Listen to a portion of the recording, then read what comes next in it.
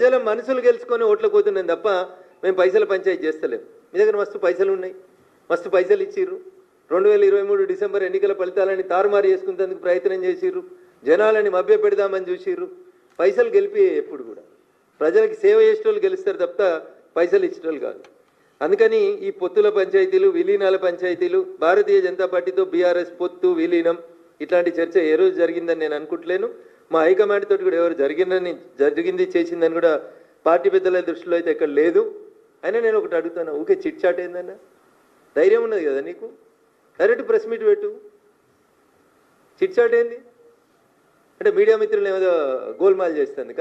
తెల్లారి పేపర్లో ఒక వార్త వచ్చి అందరు దాని మీద విరుసుకపడితే లేలే నేను అనలేదు, మీడియా తప్పుగా రాసింది, మీడియాకి తప్పుగా అర్థమైందని చెప్పుకోవడం. ధైర్యం ఉంటే ప్రెస్ మీట్ పెట్టుర్రి, పెట్టి చెప్పు మా అన్న నా మీద పెయిడ్ ఆర్టికల్స్ రాపిస్తుండు, ఇగో పలానా టీవీ ఛానళ్ళు పేపర్లు నా మీద తప్పుడు వార్తలు దుబాయ్కి వెళ్ళి రాసినాయి, వాటి మీద కేసు పెట్టుర్రి.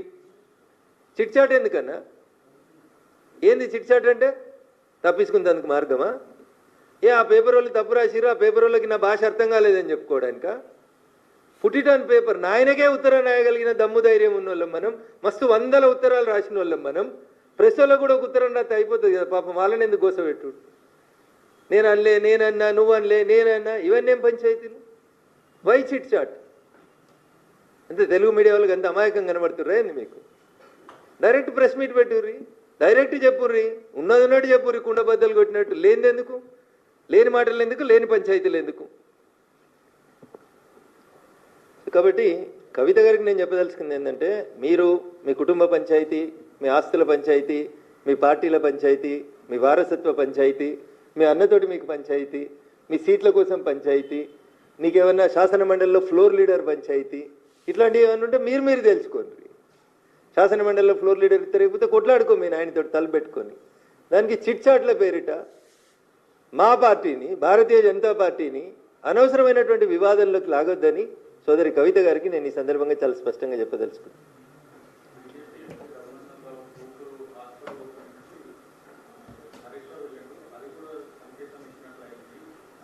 మరి ఆ రోజు హరీష్ రావుని ఎందుకు సస్పెండ్ చేయలేదు? నాట్ ఓన్లీ హరీష్ రావు, తలసాని శ్రీనివాస్ యాదవ్ గారు వచ్చారు, మాగంటి గోపీనాథ్ గారు వచ్చిండ్రు, ఆ ఏరియాలో ఉన్నటువంటి చాలామంది వచ్చారు. ఆయన ఆరోగ్య శాఖ మంత్రిగా ఒక దవాఖానా ఓపెనింగ్కి వచ్చిండు. మీకున్న ఇబ్బంది ఏంది?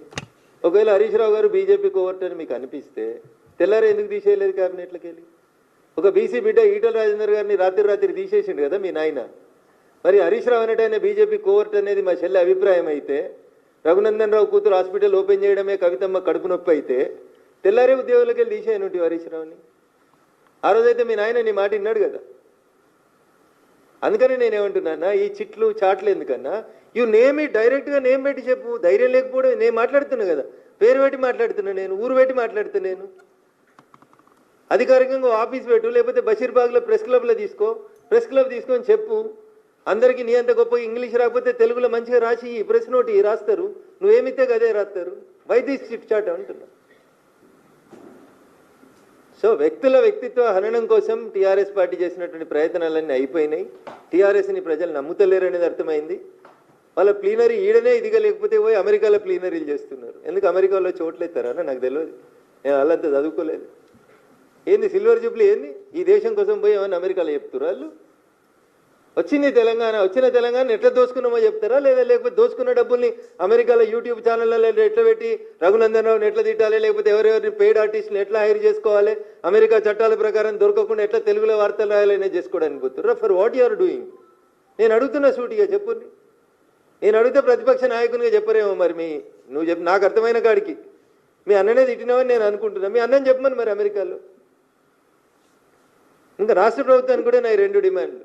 ప్రతిపక్ష నాయకులు చెప్పినరో మరి మీరు సపోర్ట్ చేస్తే మాట్లాడుతుర్రో కవిత గారు నాకు తెలియదు, కానీ ఆ కవితమ్మనే చెప్తుంది ఇప్పుడు ఏమని, పెయిడ్ ఆర్టిస్టులతోటి వ్యక్తిత్వ హననం చేస్తుర్రు. ఈ పెయిడ్ ఆర్టిస్టులు ఎవరో గుర్తించడానికి గౌరవ ముఖ్యమంత్రి రేవంత్ రెడ్డి గారికి ఉన్నటువంటి ఇబ్బంది ఏముంది? పెయిడ్ ఆర్టిస్టులను జైల్లో పెట్టడానికి ఉన్నటువంటి ఇబ్బంది ఏముంది? పేమెంట్ ఏ ఖాతాకి వెళ్ళవుతుంది, ఎవరికి అవుతుంది, ఎవరు ఆ దొంగలు, వాళ్ళ దగ్గర పైసలు ఎక్కడి? మీకు చేత కాకపోతే మాకు ఈ లిస్ట్ ఇన్కమ్ ట్యాక్స్ అనేది తోలిస్తాం మేము. గట్లా దొంగ లెక్కలు ఎక్కడి, దొంగ పేమెంట్లు ఎక్కడి, దొంగ పంచాయతీలు ఎక్కడి? అంతా ట్రాన్స్పరెంట్గా ఉండాలని కోరుకుంటున్నాం కదా. సో అందుకని వాళ్ళ పార్టీ గురించి వాళ్ళు మాట్లాడినంతసేపు మేము ఎవరి గురించి మాట్లాడాం, మేము ఎవరి వ్యక్తిత్వాన్ని వ్యక్తుల్ని తక్కువ చేసి మాట్లాడాం. కానీ భారతీయ జనతా పార్టీని తక్కువ చేసి, భారతీయ జనతా పార్టీని బదనాం చేసి, మా క్యాడర్లో కన్ఫ్యూజన్ క్రియేట్ చేయాలనేటువంటి ప్రయత్నం చేస్తూ ఉన్నప్పుడు మేము చాలా స్పష్టంగా చెప్పదలుచుకున్నాం. 2013లో మీరు చేసిన విలీనం ప్రయత్నాలు, 2014లో మీరు చేసిన ప్రయత్నాలు, ఇవన్నీ కూడా ప్రపంచమంతా తెలుసు. భారతీయ జనతా పార్టీ, బీఆర్ఎస్ కలిసి పనిచేసిన అనేది